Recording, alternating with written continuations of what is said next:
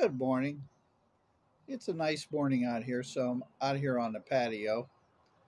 You have to forgive my birds.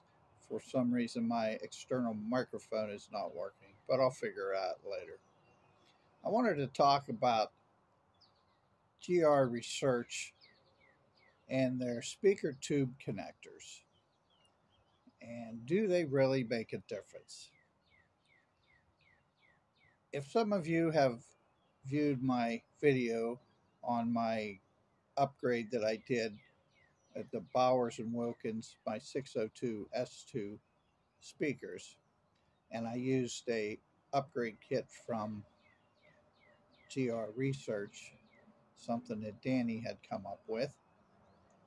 And I mentioned at the time that I didn't install the tube connectors. Well, I listened for about a week or so to the speakers, and I thought after the upgrade they sounded really good, but you don't miss something until you hear it different, shall we say. And this all brought on as I got out a set of old realistic Optimus speakers. They have the Lanium tweeters in them. I'm not sure if I'm pronouncing that right. Actually, though, I'm going to do a video, so keep an eye out for that about those tweeters and how they work. But there was a definite difference in the top end and the presence of the music, the horns when you're listening to music with a lot of horns in it. So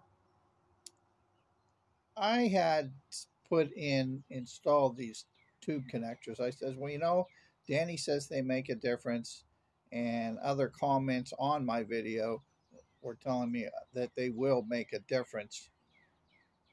So I never said anything about it, never made a video about it, but I just want to talk about it real quick here. What I did on the crossover on the back of the those B&W speakers.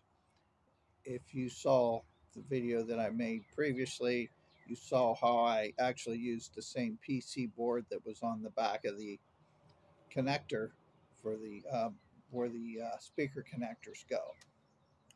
So what I did was rather interesting. Everything lined up perfect. I took out one set of the binding posts. Now, these binding posts, they weren't brass.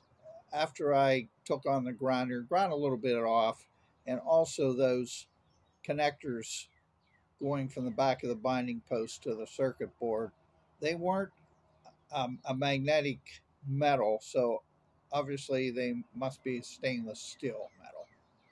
But anyway, what I did, and it fit perfect, I put the tube connectors in the lower two position, and I drilled out and stuck them in there. And I actually left a set of the original binding posts up top, and I put the spacers that were behind those binding posts. I just took one set of spacers and doubled up on the other, and they actually were the perfect length for the binding posts, where when you put this PC board back on, those binding posts fit in the PC board, the holes perfectly, the ends of them. So I just soldered them in there, and that worked out real nice. Because I'll tell you what, in my ears, it did make a difference. And I wouldn't have really noticed it unless I had something else to listen to. And that's what usually happens. But hey, I'm sound for the regular guy. Um, I build all my old tube gear, if you've noticed some of my videos. And also, I don't have really high-end speaker cables, but I have good copper cables. And when I changed them at one point, it did make a difference. So every little thing helps, as I mentioned in my previous video. So it all depends on what you're aiming for. And I just want to make my ears happy. But oh, God forbid if I heard a system that sounds better, then I'll probably want to have to spend money. Let's hope not. So I do agree. Danny's post, his tube connectors do make a difference in the top end, and everything came alive a little more. I noticed it in all the highs, and especially listening to some of the old. I listen to everything from rock and roll to country, old country, and I had some old Count Basie on there.